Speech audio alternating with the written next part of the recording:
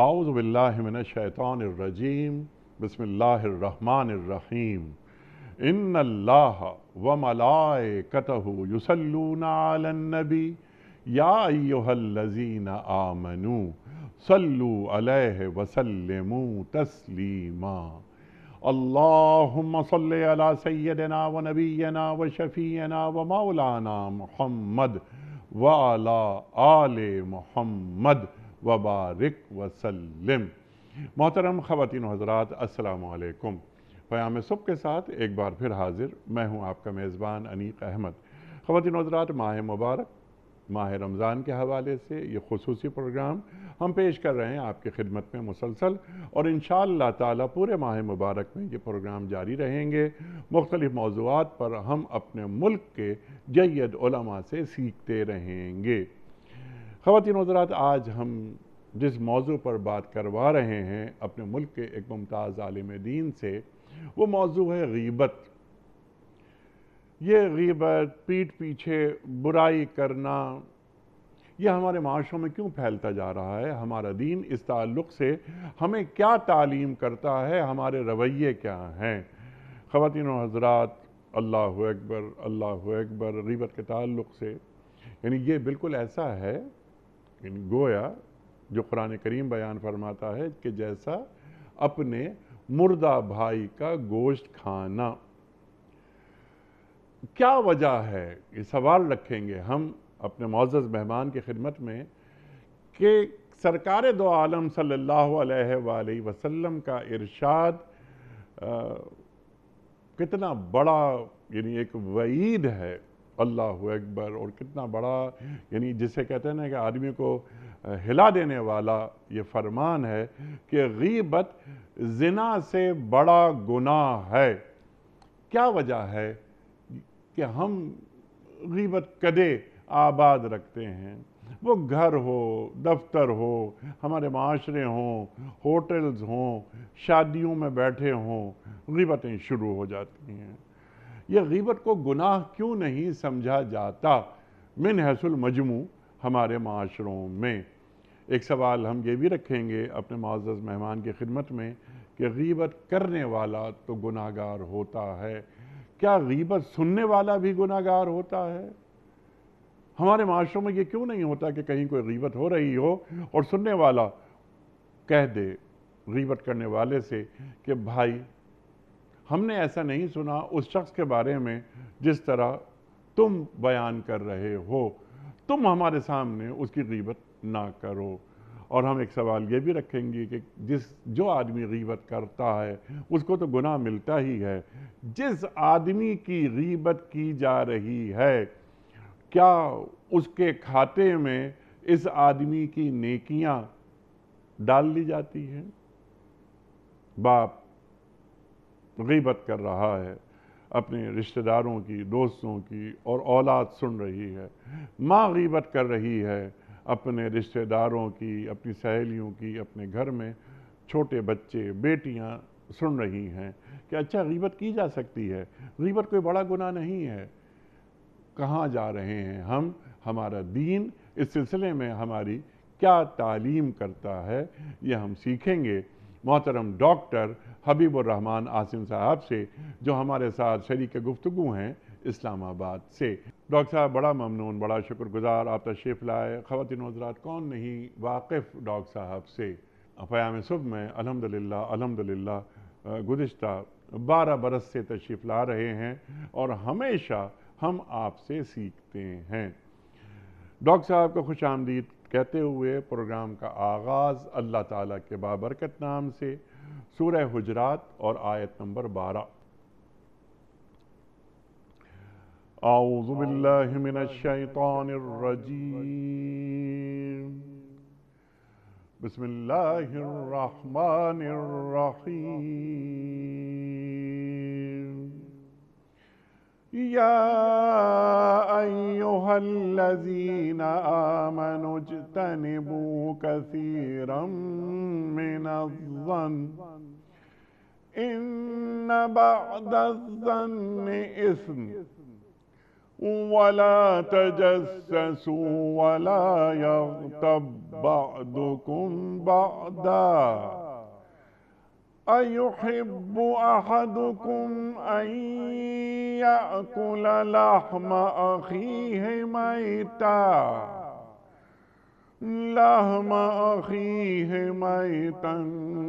فكرهتموه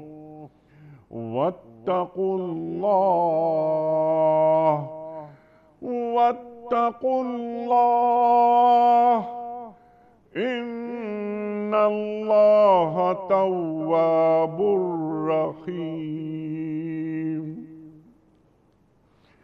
صدق اللہ العظیم۔ اے لوگو جو ایمان لائے ہو، بہت گمان کرنے سے پرہیز کرو کہ بعض گمان گناہ ہوتے ہیں۔ تجسس نہ کرو اور تم میں سے کوئی کسی کی غیبت نہ کرے۔ کیا تمہارے اندر کوئی ایسا ہے جو اپنے مرے ہوئے بھائی کا گوشت کھانا پسند کرے گا؟ دیکھو تم خود اس سے گھن کھاتے ہو۔ اللہ سے ڈرو، اللہ بڑا توبہ قبول کرنے والا اور رحیم ہے۔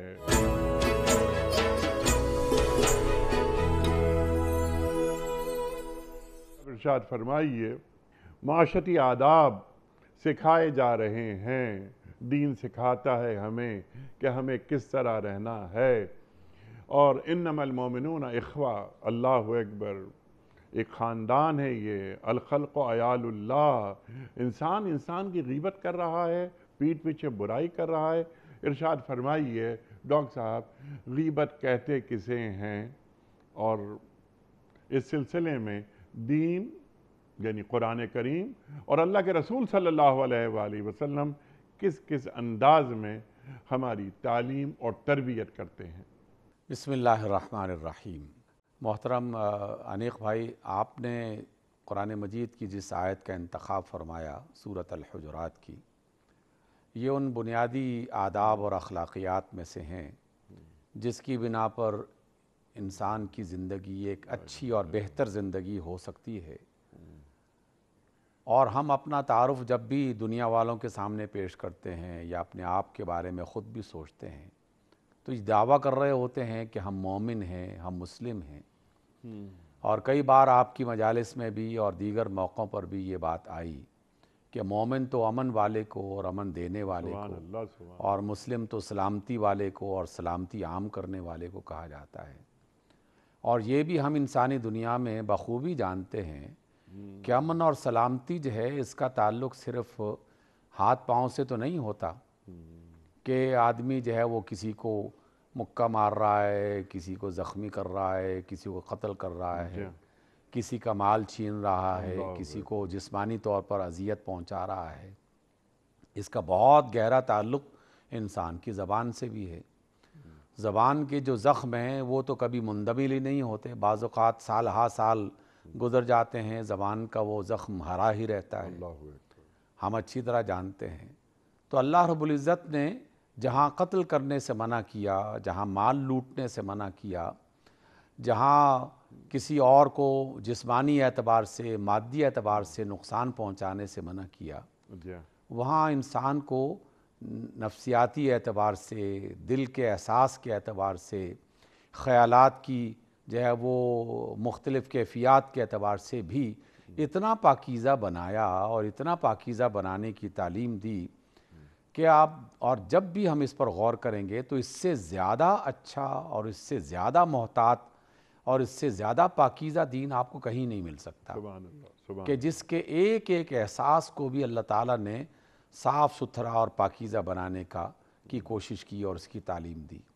آپ نے جس آیت کا انتخاب کیا، دیکھیے اللہ تعالیٰ نے اس کا آغاز ہی ایک ایسے لفظ سے کر دیا جس کے ساتھ غیبت کو جوڑا ہے کہ لوگو تم زیادہ گمان کرنے سے بچو، کیونکہ یہ پہلا قدم، پہلا زینہ ہے کہ جب آدمی سوچنا شروع کر دیتا ہے تو آہستہ آہستہ شیطان اس کی سوچ کا حصے دار بنتا ہے، اور وہ سوچ اس کے بارے میں اچھا سوچتے سوچتے برا بھی سوچنا شروع کر دیتا ہے۔ گویا کہ ہم انسانوں کو یہ سکھایا گیا کہ اچھا انسان وہ نہیں ہے جو ہمیشہ دوسروں کے بارے میں سوچتا رہے، بلکہ اچھا انسان وہ ہے جو اپنے بارے میں سوچے، اپنے کاموں کے بارے میں، اپنے اعمال کے بارے میں، اپنے خیالات کے بارے میں، اپنے گھر بار کے بارے میں سوچے۔ جو اپنے بارے میں سوچے گا اسے اپنی خوبیوں کا، اپنی خامیوں کا پتہ چلے گا، خوبیوں کا پتہ چلے گا اس میں اضافہ کرنے کی کوشش کرے گا، خامیوں کا پتہ چلے گا تو اس میں کمی کرنے کی کوشش کرے گا۔ لیکن جس کی عادت پڑ جائے، جس کا یہ ایک معمول بن جائے کہ اس نے ہمیشہ دوسروں کے بارے میں سوچنا ہے، خرابی تلاش کرنی ہے تو دوسروں میں ہی تلاش کرنی ہے، اور اشارے کرنے ہیں تو دوسروں ہی کی طرف کرنی ہے، تنقید کرنی ہے تو دوسروں کو ہی نشانہ بنانا ہے، تو آہستہ آہستہ یہ عادت پختہ ہو جاتی ہے۔ پھر وہ نہ اپنے بارے میں، نہ اپنے اعمال کے بارے میں، نہ اپنے ادارے کے بارے میں، نہ اپنے ملک کے بارے میں کچھ سوچتا ہی نہیں ہے۔ اس قدر وہ مریض ہو جاتا ہے کہ گویا کہ ہر برے کام کے لیے اس کے پاس ایک آسان سا طریقہ اور ایک آسان سا نسخہ ہاتھ آ جاتا ہے کہ یہ فلاں نے کیا، یہ فلاں نے کیا، یہ فلاں نے کیا، یہ اس کے سبب سے ہوا، یہ اس کے سبب سے ہوا، یہ اس کے سبب سے ہوا، اپنا آپ اسے نظر ہی نہیں آتا۔ اس وجہ سے اللہ رب العزت نے ہمیں ہر اعتبار سے سلامتی والا ہونا اور سلامتی دوسروں تک منتقل کرنے کا ذریعہ بنانا، یہ اللہ تعالیٰ نے پسند فرمایا، اور اسی کی تعلیم سورۃ الحجرات کی اس آیت میں کی جا رہی ہے۔ اے لوگو زیادہ گمان کرنے سے بچو، اس لیے کہ بہت سارے جو گمان کرنا ہے یہ انسان کو گناہ کے راستے پہ لے جاتے ہیں، یہ گناہ ہو جاتے ہیں۔ اس لیے یہ عادت ہی بذات خود ایک مریضانہ جو ہے نا وہ کیفیت کا نام ہے۔ وہ شخص مریض ہے جو ہمیشہ دوسروں کے بارے میں سوچتا رہے اور ان پر تنقید کے کوئی نہ کوئی ذریعے اور بہانے تلاش کرتا رہے۔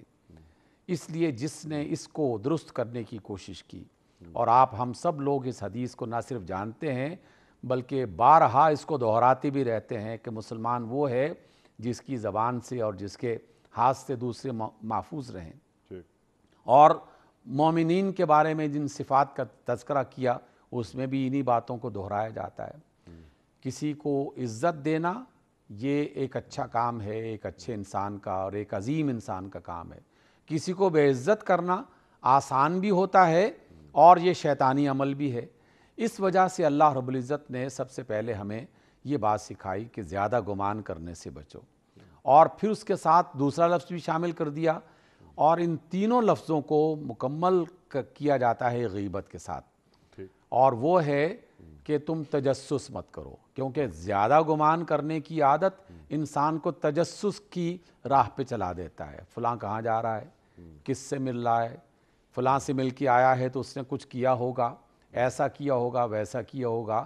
یہ تجسس جو ہے اسے اس طرح کے گمان کرنے کے راستے پر لگا دیتا ہے، اور جیسے ہی وہ اس مرض میں مبتلا ہو چکا ہوتا ہے اور صحیح مریض بن چکا ہوتا ہے، پھر وہ تیسری عادت میں شامل ہو جاتا ہے، اور وہ یہ کہ جہاں بیٹھے، جیسے آپ نے ذکر کیا کہ کوئی بھی مجلس ہو، شادی بیاہ کی مجلس ہو، کوئی کہیں انتظار کیا جا رہا ہے، دو بندے مل کے تبصرہ کر رہے ہیں، خبروں کے بعد بات ہو رہی ہے، کہیں بھی دو چار بندے مل جائیں تو 2-4 منٹ کے بعد ہی یہ والا گناہ جو ہے اس کا آغاز ہو جاتا ہے۔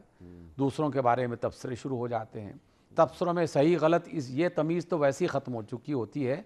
تو اس اعتبار سے اللہ رب العزت نے ہمیں یہ تعلیم دی، اور رسول اللہ صلی اللہ علیہ وسلم نے اس کی تاکید فرمائی کہ لوگو، جب کوئی ایسا شخص جس کے بارے میں تم بات کرنا چاہ رہے ہو یا بات کر رہے ہو وہ تمہارے ساتھ تمہاری مجلس میں موجود نہیں ہے تو تم اس کے بارے میں باتیں مت کرو، کیونکہ باتیں کرنا ہی در حقیقت وہ راستہ بنتا ہے جس سے بعض اوقات جو ہے وہ اکثر اوقات پھر اس کی خرابیوں اور برائیوں ہی کا تذکرہ تھوڑی دیر کے بعد شروع ہو جاتا ہے۔ تو اس اعتبار سے کسی کی عدم موجودگی میں وہ موجود نہیں ہے اور آپ اس کی خرابی کا تذکرہ شروع کر دیں، اور پھر وہ بات بڑھتے بڑھتے بہت دور تک چلی جاتی ہے۔ انیق بھائی، ایک دفعہ باقاعدہ ایسا ہوا کہ یونیورسٹی میں طالبات کی ایک بہت بڑی مجلس تھی اور مجھے گفتگو کرنا تھی، اور میں نے ذکر کیا کہ آپ کے سامنے یہ مختلف کھانے کی چیزیں رکھی ہوئی ہیں، اور اگر کسی بڑی دعوت میں، انتہائی شاندار دعوت میں اچانک یہ اعلان ہو جائے کھانے سے پہلے کہ حضرات یہ جو کھانا آپ کے سامنے رکھا ہوا ہے، یہ بھنے ہوئے گوشت اور دیگر جو صورتیں ہیں، یہ کسی حلال جانور کی نہیں ہے، تو تمہارا تاثر کیا ہوگا؟ تو بچیوں نے ایک شور مچایا کہ یہ کیسے ہو سکتا ہے؟ میں نے کہا کہ ذرا سنبھلیے، اگر یہ اعلان بھی ساتھ ہی ہو جائے کہ یہ کسی حرام جانور ہی کا نہیں بلکہ ایک انسان کو ذبح کر کے اس کا گوشت پکا کے رکھ دیا گیا ہے، پھر کیفیت کیا ہوگی؟ اللہ اکبر۔ پھر ایک دوسرا شور مچا، اور پھر میں نے کہا کہ اگر یہ اعلان یہ بھی ہو جائے کہ نہ صرف یہ کہ یہ انسان کا گوشت ہے بلکہ صرف اس کا نہیں، تمہارے اپنے فوت ہو جانے والے بھائی کو بھون کے رکھ دیا گیا ہے، تو تمہارا اس وقت حال کیا ہوگا؟ آپ دیکھیے انیک بھائی، یہ کتنی بڑی آیت اور کتنا بڑا مضمون اس میں پیش کیا گیا ہے۔ آدمی ذرا سا سوچنا شروع کر دے تو اس کے رونگٹے کیا، اسے کھانے کی ہوش ختم ہو جائے گی، وہ یہ طاقت ہی محسوس نہیں کرے گا کہ وہ کھانے کی طرف اپنا ہاتھ بڑھائے۔ اور ہم یہ ڈش ہر روز بڑی لذت کے ساتھ بغیر کسی تفکر اور خیال کے اسے استعمال کر رہے ہوتے ہیں۔ تو اللہ تعالیٰ نے اس قدر شدت کے ساتھ اس کو کیوں بیان کیا ہے؟ اس لیے کہ یہ برائیوں کی جڑ ہے، اس جڑ کی وجہ سے انسان آہستہ آہستہ کھوکھلا ہو جاتا ہے۔ پھر ہر انسان کے لیے یہ آسان سا طریقہ ہے کہ وہ اپنی کسی خرابی، اپنے کسی گناہ، اپنی کسی خطا کی طرف توجہ دینے کے بجائے بس ہمیشہ دوسروں کے بارے ہی میں سوچنا شروع کر دے، اور بڑی آسانی کے ساتھ وہ اپنے کیے ہوئے گناہ اور اپنی غلطیوں کا الزام دوسروں پر لگا دے۔ اور بدقسمتی سے، اور انتہائی بدقسمتی سے، بلکہ انتہائی بدقسمتی سے، اس کو جتنی بار کہا جائے وہ کم ہے کہ ہمارے میڈیا میں جہاں کہیں کوئی مذاکرہ ہو رہا ہو، کوئی تبصرہ ہو رہا ہو، کوئی جو ہے وہ ٹاک شو کہیں چل رہا ہو، اس کا سب سے زیادہ پسندیدہ جو موضوع ہوتا ہے وہ اسی انداز میں آگے بڑھ رہا ہوتا ہے۔ ہم اپنے گناہ، اپنی غلطیاں، اپنی خرابیاں دوسروں کے کندھے پر ڈال کے بڑے اطمینان سے اس مجلس سے رخصت ہو رہے ہوتے ہیں، اور یہ گمان کر رہے ہوتے ہیں کہ ہم نے کمال کر دیا۔ کسی پر الزام لگا دینا یہ تو معمول کی بات ہو گئی، اور کسی کے بارے میں غیبت کرنا یہ تو بہت جو ہے نا، اس کے بارے میں تو سوچا ہی نہیں جاتا کہ یہ بھی کوئی گناہ ہم نے کیا ہے۔ اس بنا پر رسول اللہ صلی اللہ علیہ وسلم نے اس شدت کے ساتھ جب یہ آیات نازل ہوئیں، اور جب آپ صلی اللہ علیہ وسلم نے مختلف موقعوں پر شدت کے ساتھ اس سے منع فرمایا، تو پھر بعض اصحاب نے باقاعدہ یہ پوچھ لیا کہ یا رسول اللہ، اگر وہ گناہ جو اس شخص کے اندر موجود ہو، وہ واقعی موجود ہو جس کا ہم تذکرہ اس کی عدم موجودگی میں کر رہے ہوں، تو کیا یہ بھی گناہ ہوگا؟ کیونکہ آج کل کے دور میں ہم اپنے سیاستدانوں کے بارے میں اور دیگر افراد اداروں کے بارے میں یہ بات اس لیے کہہ رہے ہوتے ہیں کہ جناب یہ گناہ واقعی اس نے کیا ہے، اور ہم یہ جانتے ہیں، ہمارے پاس ثبوت ہیں، اور اس کی بنیاد پر ہم پھر تبصروں میں، اور ہم بہت بڑے حق گو ہیں، ہم حق بات کہتے ہیں اور برملا کہتے ہیں، کسی سے خوف زدہ نہیں ہوتے، اور اس بنیاد پر ہم اس گناہ کو کرنا شروع کر دیتے ہیں۔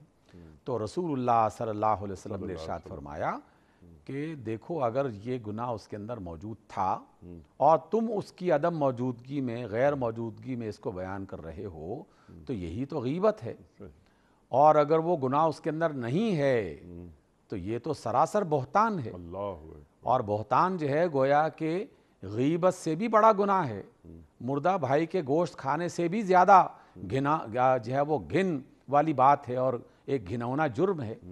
تو اس اعتبار سے یہ دیکھنا چاہیے کہ دوسروں کے بارے میں زیادہ سوچنا یہ بذات خود ایک بیماری ہے اور ایک مرض ہے، اور اس کا سب سے بڑا نقصان ہمیں خود کو یہ ہوتا ہے کہ انسان اپنے آپ کی طرف توجہ دینا کم کر دیتا ہے، اسے اپنی غلطیاں، اپنی کوتاہیاں نظر نہیں آتی۔ کوتاہیاں نظر نہ آئیں تو اصلاح کب ہوگی؟ اصلاح تو تبھی ہوگی جب پتہ چلے کہ یہ غلطی اس نے کی ہے، یہ خطا اس سے ہو گئی ہے۔ جب اسے اندازہ ہوگا پھر وہ اس کو دور کرنے کی کوشش کرے گا، اس کے لیے کوئی نہ کوئی اہتمام کرے گا۔ تو اس اعتبار سے سدھرنے کا راستہ ہی گویا کہ مسدود کر دیا، روک دیا اسے۔ تو اس اعتبار سے ہمیں غیبت سے بچنا چاہیے۔ لیکن انیق بھائی، یقیناً آپ کے سوالات میں یہ سوال موجود ہوں گے کہ معاشرے میں کیا کسی کے بارے میں بھی اس کی عدم موجودگی میں کوئی بات نہیں کی جا سکتی؟ تو یقیناً اس کے بارے میں اللہ اور اس کے رسول صلی اللہ علیہ وسلم نے تعلیمات عطا کر رکھی ہیں، اس کو بھی اپنے سامنے رکھنا چاہیے۔ جی سبحان اللہ، وہ بھی ہم سوال رکھیں گے جو ایک بڑے جو ہمارے حکمران ہیں، کیا ان کی عدم موجودگی میں ان کا جو طرز حکمرانی ہے جس سے عوام پریشان ہیں، تو کیا وہ بیان نہیں کر سکتے؟ کیا وہ غیبت نہیں کر سکتے؟ چلیے ہم ابھی بس یہ سوال آپ کی خدمت میں رکھ لیتے ہیں، اس کے بعد مزید سوالات ہم پیش کریں گے۔ انیق بھائی دیکھیے، جو بات ابھی آپ نے ارشاد فرمائی ہے، اس میں حکمران یقیناً ایک حصہ ہیں، لیکن ہم معاشرے میں انسان ہیں، انسان ایک دوسرے کے ساتھ رابطہ رکھتا ہے اور مختلف موقعوں میں ایک دوسرے کی ضرورت بھی پیش آتی ہے۔ تو 3-4 ایسے موقع ہمیں شریعت مطہرہ نے عطا فرمائے ہیں اور جس کی اجازت دی ہے کہ ان موقعوں پر اگر کوئی شخص موجود نہیں ہے اور تم اس کی عدم موجودگی میں، غیر موجودگی میں کوئی اس کے بارے میں بات کرنا چاہو تو کر سکتے ہیں۔ ٹھیک ہے، اس کا آغاز ہم کرتے ہیں حکمرانوں سے، اس کے بعد ہم رفتہ رفتہ آگے بڑھیں گے۔ چلیے حکمرانوں سے آغاز کر لیتے ہیں، کیونکہ یہ نسبتاً آسان کام بھی ہے لیکن مشکل کام بھی ہے، اور ہر شخص کا اس سے واسطہ پڑتا ہے۔ ہر شخص کا اس سے واسطہ پڑتا ہے۔ پورا ملک ان کے اچھے فیصلوں سے اچھا ہو جاتا ہے اور برے فیصلوں سے متاثر ہو جاتا ہے۔ یقیناً یہ سب سے زیادہ بڑی ضرورت ہے۔ اصل میں جو بھی لیڈر ہوتا ہے، جو بھی جس کے پاس اختیار ہوتا ہے، جس کے کسی عمل سے، کسی آرڈر سے، کسی فیصلے سے پورا معاشرہ یا زیادہ بڑا معاشرہ متاثر ہو سکتا ہے، تو اس کے بارے میں یقیناً بات بھی زیادہ ہوگی اور ہونی بھی چاہیے۔ تو اس اعتبار سے وہ فرد جو کسی ادارے کا سربراہ ہے، کسی ملک میں ذمہ دار ہے، اس کے لیے آج کل کے دور میں ایک لفظ استعمال کیا جاتا ہے پبلک پراپرٹی، یعنی وہ ایک معاشرے کا حصہ ہے اور معاشرے کا ایک کھلا حصہ ہے کہ جس کے بارے میں آپ اچھی بات کریں گے تو فیصلے اچھے بھی ہو سکتے ہیں، اور جس کی خرابی کی طرف اشارہ کریں گے تو یہ خرابی کی طرف اشارہ کرنا بھلے فیصلوں کی طرف باقاعدہ ایک راستہ کھولے گا۔ کیونکہ اب حکمرانوں کے ساتھ ملنا تو دور کی بات ہے، ان کے ساتھ جو ہے وہ ملاقات کی کوئی صورت موجود ہی نہیں ہوتی۔ امن و امان کے دائرے اس قدر تنگ ہو چکے ہیں کہ عوام کا اور اپنے حکمرانوں کا اور اداروں کے سربراہوں کا اور اداروں کا آپس کا کوئی تعلق باقی نہیں رہتا، یا کم از کم محدود سے محدود تر ہوتا چلا جا رہا ہے۔ تو اس کے ذریعے اس کے حوالے سے دیگر ذرائع ہمارے پاس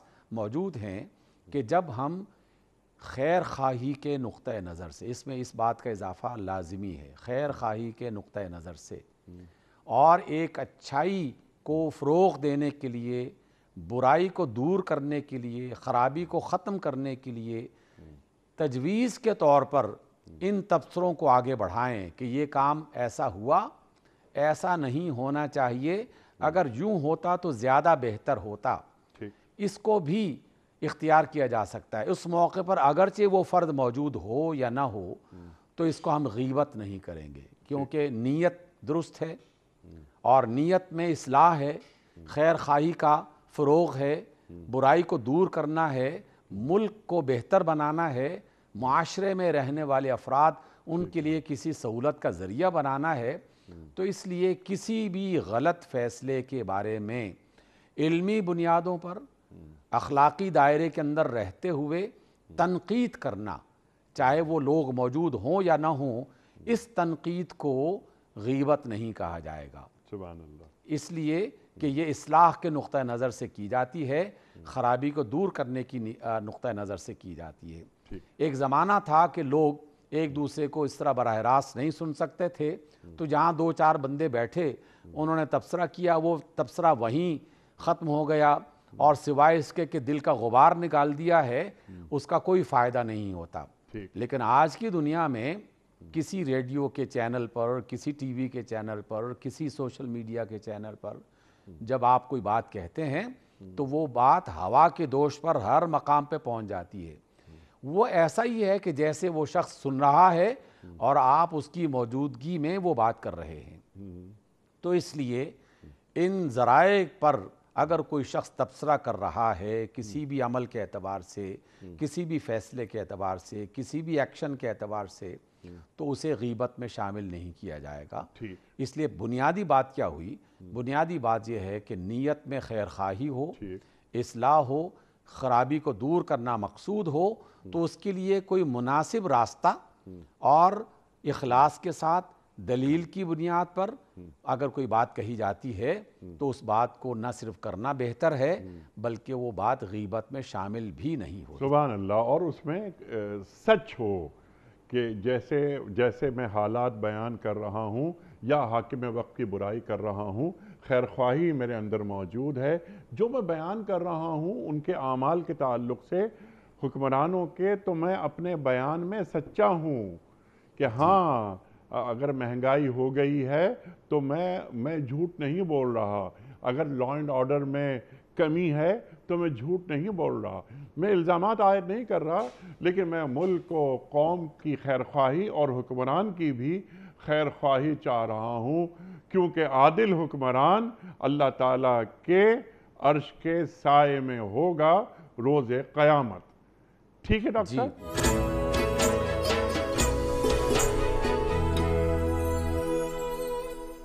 ایک دوست ہے، اس کی بیٹی کی شادی کے لیے رشتہ آیا، اور میرا دوست یہ نہیں جانتا یہ بات کہ جہاں سے رشتہ آیا ہے وہ صحیح لوگ نہیں ہے، ان کے گھر میں حرام آتا ہے، لڑکا باکردار نہیں ہے۔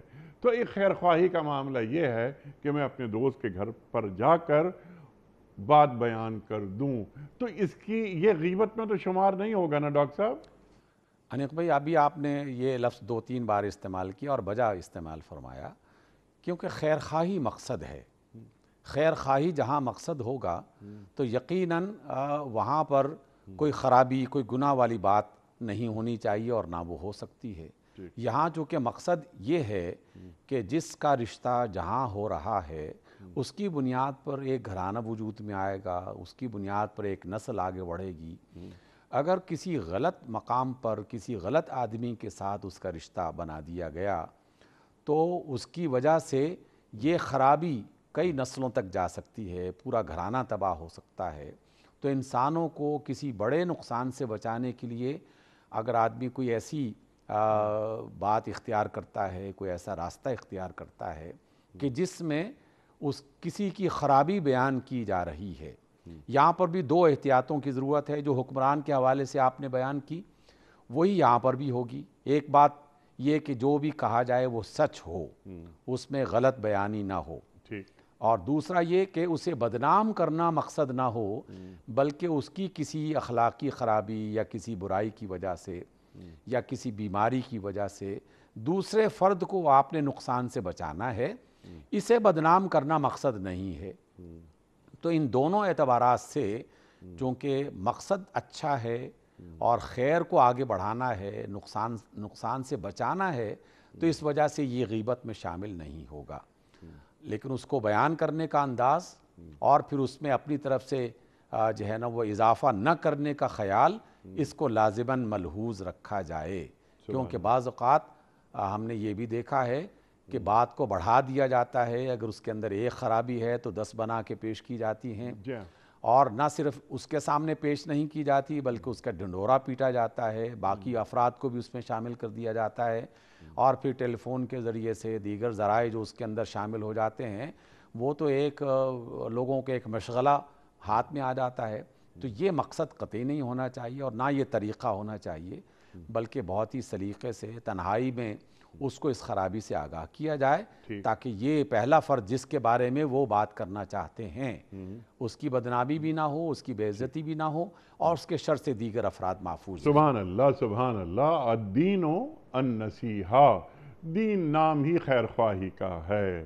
اللہ اکبر۔ اللہ کے رسول فرما رہے ہیں صلی اللہ علیہ وآلہ وسلم۔ اچھا ڈاکٹر صاحب، کوئی دشمن تخریب کاری کرنے کا ارادہ رکھتا ہو، کوئی دھماکے والا کوئی مواد وہ کہیں رکھنے کا پلان بنا رہا ہو، ہمارے علم میں یہ بات آ جائے تو ہم یہ جو لا انفورسمنٹ ایجنسیز ہیں ان تک یہ بات پہنچا دیں فوراً، تو یہ بالکل غیبت نہیں ہے.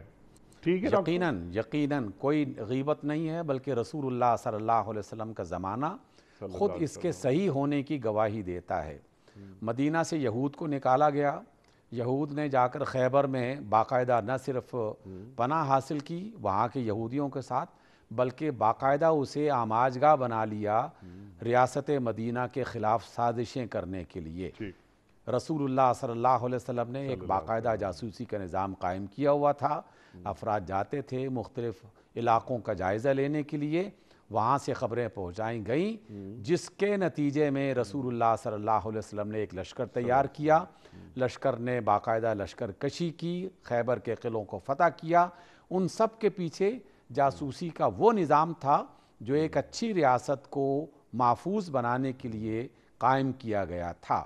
گویا کہ کسی بھی خرابی کے بارے میں اگر ایسے افراد تک، ایسے اداروں تک خبر پہنچائی جائے جس سے دیگر معاشرے کے رہنے والے افراد، ملک کے جو دیگر شہری ہیں، انہیں نقصان سے محفوظ کیا جا سکتا ہے، تو یقیناً یہ غیبت میں شامل نہیں ہے. ٹھیک، کلیئر. اچھا ڈاکٹر صاحب، کتنی سنگینی ہے اس جرم میں جو ہمارا دین ہمیں تعلیم کرتا ہے. یہ فرمائیے آپ، اس سے پہلے کہ ہم آئیں ٹو ڈوز پر، کرنے کے کام کیا ہیں، ہمیں غیبت سے پاک معاشرے تعمیر اور تشکیل کیسے کرنے چاہیے، اس سے قبل اگر غیبت کسی سے ہو گئی اس کا کفارہ کیا ہے؟ دیکھیے، یہ غلطیاں ہم سے ہو ہی جاتی ہیں، ان سے گریز کرنا چاہیے. سب سے پہلے تو اللہ سے استغفار کیا جائے، اللہ سے توبہ طلب کی جائے کہ اللہ تو نے منع کیا تھا پھر بھی ہم سے یہ لغزش ہو گئی، تو ہی معاف کرنے والا ہے. سب سے پہلے اس سے معافی طلب کی جائے. دوسرا، اگر ہمت ہے تو پھر ایسے فرد کو اگر بتا دیا جائے یار فلاں موقع پر فلاں کچھ لوگ ایسے تھے، بات ہو رہی تھی، بس مجھ سے بھی یہ غلطی ہو گئی. لیکن یہ ہمت بہت کم لوگ کر پاتے ہیں اور کرنے کے لیے مشکل ہو جاتی ہے. تو کم از کم یہ ضرور کیا جائے کہ اس آدمی کے لیے بھی اللہ کی بارگاہ میں دعائیں کی جائیں، اور اس کے لیے بھی کوئی اچھائی کا کام کیا جائے، اور کسی دوسری مجلس میں اس کی کسی اچھائی کو بیان کر دیا جائے. تو یہ گویا کہ ایک طرح کا اس گناہ سے اپنے آپ کو بچانے کا راستہ ہے. آپ نے اس کے لیے دعا کی، آپ نے اس کے لیے کسی خیر خواہی کا تذکرہ کسی اور مجلس میں کر دیا، اگر پہلے کہیں غلط ہو گیا ہے تو وہاں اچھے انداز میں اس کو بیان کر دیا، اور یا ہمت کر کے اس سے آگاہ کر دیا کہ یار یہ ایک غلطی ہو گئی ہے، میں آپ سے معافی طلب کرتا ہوں. اور اللہ سے سب سے پہلے استغفار، اور اس کو مسلسل کرتے رہنا، اور دوسروں کے لیے خیر خواہی کا کوئی کام کرنا، یہ بذات خود بہت سارے گناہوں کا کفارہ بن جاتا ہے، بہت سارے گناہوں کا کفارہ بن جاتا ہے.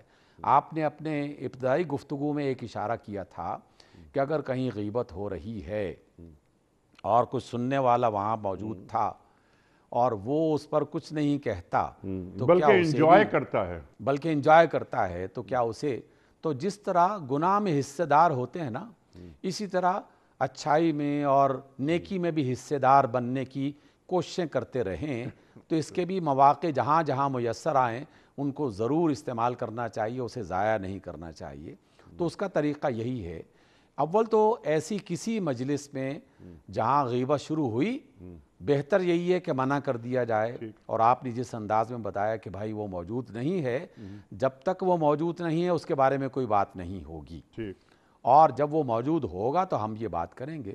اور یا اگر وہ غیبت کی مجلس برپا ہے اور وہاں آپ کچھ نہیں کہہ سکتے، تو کم از کم ناپسندیدگی کا اظہار کرتے ہوئے وہاں سے اٹھ جائیے. سبحان اللہ. اس میں مزید شریک نہ ہوئیے کہ بھئی میں تو اجازت چاہتا ہوں، وہ بندہ موجود نہیں ہے اور ہم مسلسل اس کے بارے میں جو بات کر رہے ہیں یہ غلط بات ہے، میں اس میں زیادہ دیر شریک نہیں ہو سکتا. تو اس اعتبار سے یہ مختلف ایکشنز ہیں جنہیں ہمیں اختیار کرنا چاہیے، بجائے اس کے کہ آپ اس میں شریک ہوں اور اس میں باقاعدہ لذت محسوس کرنا شروع کر دیں اور خود بھی اس غیبت کے عمل میں شریک ہو جائیں. اچھا، وہ لوگ جو خواتین کی غیبت کرتے ہیں دفاتر وغیرہ میں بیٹھ کر یا کسی معاشرے میں، کسی سوسائٹی میں یا کسی بھی محفل میں بیٹھ کر اور نیک سیرت خواتین پر بہتان لگاتے ہیں، ان کی غیبتیں کرتے ہیں وغیرہ وغیرہ، ان کے تعلق سے دین کیا کہتا ہے؟ یعنی ایک تو ہے مردوں کے تعلق سے کوئی گفتگو ہو گئی، اب دفتر میں کام کرنے والی ایک شریف عورت ہے، لیکن صرف جیسے آپ نے لذت کا لفظ استعمال کیا، لیکن صرف کہ زبان کے مزے کے لیے کچھ لوگ بیٹھ گئے، وہ خواہ مرد ہوں یا عورت، وہ کسی کی برائی شروع کر دیتے ہیں اور سننے والے بڑے مزے لیتے ہیں کہ ہاں اس کی برائی ہو رہی ہے۔ تو اس جرم یا اتنے بڑے جرم کے بارے میں دین کیا فرماتا ہے؟ انیق بھائی، دو لفظ میں استعمال کرنا چاہتا ہوں، ہیں تو بہت برے، لیکن ایسے برے لوگوں کے لیے یہ الفاظ جو ہیں وہ استعمال کیے جا سکتے ہیں۔ یہ کمینے لوگ ہیں، دیوس لوگ ہیں، جو خواتین کے بارے میں کسی بھی مجلس میں بیٹھ کر الٹے سیدھے تبصرے کریں۔ رسول اللہ صلی اللہ علیہ وسلم انتہائی پاکیزہ زبان استعمال کرنے والے اور انتہائی اچھے اخلاق پیش کرنے والے اور بہترین مثال ہیں، لیکن آپ صلی اللہ علیہ وسلم نے جب ان لوگوں کا تذکرہ کیا تو باقاعدہ ان کے لیے ایسا لفظ استعمال فرمایا۔ آپ نے فرمایا کہ ما اکرم النساء الا کریم وما اہانہن الا لئیم۔ جو خواتین کی عزت کرتا ہے وہ خود بھی معزز آدمی ہے، وہ عزت دار آدمی ہے۔ عزت دار لوگ خواتین کی عزت کرتے ہیں، اور جو خواتین کی عزت نہیں کرتا وہ گھٹیا آدمی ہے۔ لئیم یہ کمینے اور گھٹیا کے لیے استعمال کیا جاتا ہے۔ تو ایسے افراد حقیقتاً بہت گھٹیا اور کمینے ہیں، اور قرآن مجید میں تو باقاعدہ اس جرم کی سزا بیان کی گئی جو کسی خاتون کا تذکرہ کرتے ہوئے اس پر کوئی تہمت بھی لگا دیتا ہے، اور یہ تہمت لگانا یہ بھی معمول کی بات بن گیا ہے۔ یقیناً آپ جانتے ہیں کہ ہمارے معاشرے میں اس کو بھی گناہ نہیں سمجھا جانے لگا کسی بھی خاتون کے بارے میں، چاہے وہ آپ کو کتنی ہی بری کیوں نہ لگتی ہو، اس کے بارے میں کوئی الزام، کوئی بہتان لگانا یہ حقیقت میں اتنا بڑا گناہ ہے کہ جس کی دنیا میں باقاعدہ سزا متعین کی گئی اور 80 کوڑے لگانے کی عدالت کو حکم دیا گیا شریعت کی طرف سے، اور اسے زندگی بھر کسی بھی گواہی کے لیے ناقابل اعتبار بنا دیا گیا کہ اس کی گواہی کسی عدالت میں قبول نہیں کی جائے گی، اور لوگوں کے سامنے اسے 80 کوڑے مارے جائیں گے کہ جس نے کسی خاتون پر تہمت لگائی، اور خاص طور پر کوئی ایسی تہمت کہ جس کی وجہ سے اس کی عزت کو خاک میں ملایا گیا ہو اور اسے کسی ایسے بڑے گناہ کا مرتکب ثابت کرنے کی کوشش کی جا رہی ہو۔ تو یہ انتہائی گھٹیا کام ہے۔ جو لوگ یہ کام کرتے ہیں انہیں توبہ کرنی چاہیے اور اپنی عاقبت کو اور اپنی دنیا کو سنوارنا چاہیے، وگرنہ اللہ تعالیٰ ان کی عزتوں کو دنیا میں نیلام کر کے رکھ دے گا اور وہ بھی اپنی عزتوں کو بچا نہیں سکیں گے۔ سبحان اللہ۔ اب وہ ٹو ڈوز کے حوالے سے اس سے پہلے کہ میں رکھوں آپ کی خدمت میں سوال کہ ہمیں کیا کرنا چاہیے، ہمارے گھروں کا ماحول کیسا ہونا چاہیے، اس سے قبل ایک سوال کہ جس کی غیبت کی جا رہی ہے کیا ہمارے نیک اعمال اس کے اکاؤنٹ میں چلے جاتے ہیں؟ دیکھیے، رسول اللہ صلی اللہ علیہ وسلم نے ایک بار یہ ارشاد فرمایا تھا، مختلف گناہوں اور جرموں کا ذکر کرتے ہوئے، جس میں قتل کرنا، مارنا، گالی دینا، اس طرح کی باتوں کا جب تذکرہ کیا تو اشارہ یہ تھا کہ جب بھی کوئی شخص کسی دوسرے کے حوالے سے کوئی ایسا کام کرتا ہے جس سے اس کے مال کو نقصان پہنچا یا اس کی عزت کو نقصان پہنچا یا اس کی جان کو نقصان پہنچا، تو یہ لوگ جو دنیا سے رخصت ہو جائیں گے جن کے ساتھ زیادتی کی گئی تھی، تو قیامت کے روز حشر کے میدان میں یہ دعوے دار بن کے آ جائیں گے اللہ کے حضور کہ اللہ یہ فلاں فلاں بندے انہوں نے ہمارے ساتھ یہ زیادتیاں کی تھیں۔ تو غیبت ایک طرح کی عزت کو نقصان پہنچانے کا ذریعہ ہے۔ تو اس اعتبار سے جس نے کسی کی غیبت کی، جس نے کسی پر بہتان باندھا، جس نے کسی کا مال کھایا، جس نے کسی کی جان کو نقصان پہنچایا، قیامت کے روز اس آدمی کی نیکیاں انہیں عطا کی جائیں گی، اور اگر اس کی نیکیاں کم پڑ گئیں تو ان کے گناہ اس کے پلڑے میں ڈالے جا سکتے ہیں۔ رسول اللہ صلی اللہ علیہ وسلم کا یہ فرمان اس بات کی واضح نشاندہی کرتا ہے۔ تو ایسا نہ ہو کہ ہم نیکی تو نہ کر رہے ہوں بلکہ الٹا گناہ جو ہے وہ اپنے پلڑے میں ڈلوانے کی کوشش کر رہے ہوں، دوسروں کے گناہ بھی اپنے پلڑے میں۔ تو اس سے بڑا احمق آدمی اور کون ہوگا کہ خود تو کا اچھا کام کیا نہیں اور دوسروں کے جو گناہ تھے وہ بھی اپنے حصے میں ڈلوا رہا ہے۔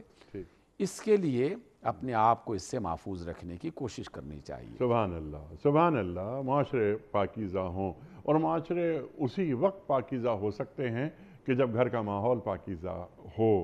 تو گھر میں ہم کیسا ماحول بنا رہے ہیں؟ بحیثیت والد یا بحیثیت والدہ، کیا ہمارا گھر غیبت سے پاک ہے؟ کیا ہم فون پہ بات کر رہے ہیں یا گھروں میں کوئی ذکر ہو رہا ہے کسی کا اور ہم فوراً غیبت پر آ جاتے ہیں؟ من حیث المجموع بہت اچھے گھر ہیں، بعض خاندان ایسے ہیں ہمارے کہ جہاں غیبت پھٹکتی بھی نہیں، وہاں ایسا آلودہ ماحول نہیں ہے۔ لیکن جب ہم دیکھتے ہیں گھروں میں اب اپنی فیملی، ایکسٹینڈڈ فیملی، کہ یہ کیا ہو رہا ہے، کیوں کسی کی غیبت ہو رہی ہے، اپنے معاشروں پہ نظر ڈالتے ہیں تو وہاں غیبت ایک عام چیز بنتی جا رہی ہے۔ تو سب سے پہلے ہمیں اپنے گھر کا ماحول ٹھیک کرنا ہوگا۔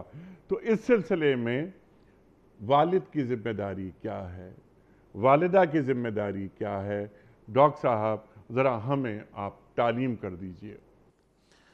انیک بھائی، اس میں سب سے پہلی بات جو ذہن میں آتی ہے وہ یہ کہ عام طور پر غیبت میں وہ لوگ مصروف ہوتے ہیں جن کے پاس کوئی کام نہیں ہوتا، ٹھیک، فارغ ہوتے ہیں، بیکار ہوتے ہیں۔ آپ کی اجازت سے ایک بات اور، آپ کی اجازت سے ڈاکٹر صاحب، غیبت وہ کرتا ہے جو بزدل ہوتا ہے، جو بزدل ہوتا ہے، جو سامنے بات کہنے کی جس میں ہمت نہیں ہوتی۔ جی بالکل، یہ دونوں چیزیں اس میں شامل کر لی جائیں اور دونوں کو اکٹھا کر لیا جائے تو مزید آسانی ہو جائے گی۔ جی ڈاکٹر، یعنی ایک تو وہ شخص بزدل ہے، اسے اپنے آپ کو یہ تمغہ دے دینا چاہیے اور لٹکا کے اپنے سینے پر کہ میں ایک بزدل انسان ہوں، میں آپ کے سامنے آپ کی برائی بالکل بیان نہیں کر سکتا، جب آپ نہیں ہوں گے تب میں برائی بیان کر سکتا ہوں، اس لیے وہ بزدل آدمی ہے۔ لیکن دوسرا، عام طور پر وہ شخص مبتلا ہوتا ہے جس کے پاس کام کرنے کے لیے نہیں ہے۔ دیکھیے انیق بھائی، یہ زندگی اللہ تعالیٰ نے بیکار گزارنے کے لیے تو نہیں دی، اتنے زیادہ کام ہیں اور اصلاح کا اتنا زیادہ بڑا کام ہے کہ زندگی کی ایک ایک سانس بھی اس میں لگا دی جائے تب بھی یہ پورا کام نہیں ہو سکتا۔ ڈاکٹر صاحب، فرصت سے بڑی نحوست نہیں ہوتی۔ جی، فرصت سے بڑی نحوست نہیں ہو سکتی، اس لیے اپنے آپ کو مصروف رہے۔ پہلا سب سے اپنے آپ کو ٹرین کیا جائے، اپنے بچوں کو بھی، کہ ہمیشہ انسانی دماغ کسی نہ کسی اچھے کام کے لیے سوچنا شروع کر دے اور سوچتا ہی رہے کہ مجھے یہ کرنا ہے، یہ کرنا ہے، بیکار آدمی بننے کی کوشش ہی نہ کرے۔ دوسرا یہ کہ غیبت کے اس بیان کو، اللہ رب العزت کے اس پیغام کو، رسول اللہ صلی اللہ علیہ وسلم کے اس اخلاق کو بار بار اپنے گھروں میں بیان کیا جاتا رہے۔ اللہ اکبر۔ تیسرا کام یہ ہونا چاہیے کہ اگر گھر کی کسی مجلس میں موضوع جو ہے وہ اچانک اس نے رخ بدلا اور آہستہ آہستہ غیبت کے راستے پر چل پڑا، تو کسی نہ کسی آدمی کو، کسی نہ کسی اس محفل کے فرد کو، چاہے وہ بیٹا ہو، بیٹی ہو، ماں ہو، باپ ہو، فوری طور پر وہ موضوع بدلنا چاہیے۔ اگر کوئی آگاہ کر سکتا ہے کہ بھئی ہم اب غلط راستے پر چل پڑے ہیں، پھر تو بہت ہی اچھی بات ہے۔ لیکن بعض اوقات ایسا ہوتا ہے، جیسے آپ نے اپنی گفتگو میں ایک اشارہ بھی کیا کہ باپ، والد گرامی جو ہیں وہ غیبت کے مزے لے رہے ہیں، تو بچے کیا کریں؟ بچے احتراماً بعض اوقات خاموش رہتے ہیں۔ اماں جان جو ہیں وہ غیبت کر رہی ہیں، بچیاں دیکھ رہی ہیں، خاموشی سے بیٹھی ہوئی ہیں۔ تو ایسا نہیں ہے، جس کو بھی پتہ چلے اپنے گھرانے میں کسی مقام پر آگ لگ رہی ہو اور کوئی اس کے بارے میں خبردار نہ کرے، یہ ایسا ہو نہیں سکتا۔ تو اگر ہم خیر خواہ ہیں اپنے گھرانے کے، اپنے بہن بھائیوں کے، اپنے بیٹوں بیٹیوں کے، اپنے والدین کے، تو اگر یہ خرابی وجود میں آ رہی ہے، بس اسی لمحے اس کا سر دبا دینا چاہیے، رخ بدل دیا جائے۔ طریقہ کار ہر انسان اپنے ماحول کے مطابق خود اختیار کر سکتا ہے، یا تو واضح طور پر کہہ سکتا ہے اگر بڑے ہیں، اور نہیں تو کسی اشارے کنارے میں بھی کہا جا سکتا ہے اگر کوئی چھوٹے ہیں، تو اس ماحول کو تبدیل کیا جائے۔ اور رسول اللہ صلی اللہ علیہ وسلم کا بیان یہ گھر میں کم از کم دو چار بیان آپ صلی اللہ علیہ وسلم کے ایسے ہیں جو عدل بدل کے باقاعدہ لگائے جانے چاہیے. گھروں کی دیواروں پر کسی نہ کسی مقام پر نظر پڑے تو فوراً خبر آ جائے اور پتہ چل جائے کہ یہ کام ہو رہا ہے اور یہ کام نہیں ہونا چاہیے. انسانی ذہن، انسانی نفسیات، اس کا یہ طریقہ علاج ہے کہ جو بات بار بار ذہن میں ڈالی جائے انسان بعض اوقات اس کا عادی بن ہی جاتا ہے. اس لیے اپنے آپ کو مصروف رکھنا، اپنے آپ کو بہادر بنانا، اور اگر کہیں کوئی ایسی خرابی وجود میں آ رہی ہے تو کسی نہ کسی طریقے سے یا اس کا حصے دار نہ بننا یا کم از کم اس کا رخ بدل کے اسے صحیح راستے پہ ڈالنا اور اس برائی سے اپنے آپ کو بچانے کی کوشش کرنا، ہمیں اس بات کو اپنی عادت بنانا چاہیے. سبحان اللہ، سبحان اللہ، سبحان اللہ، سبحان اللہ.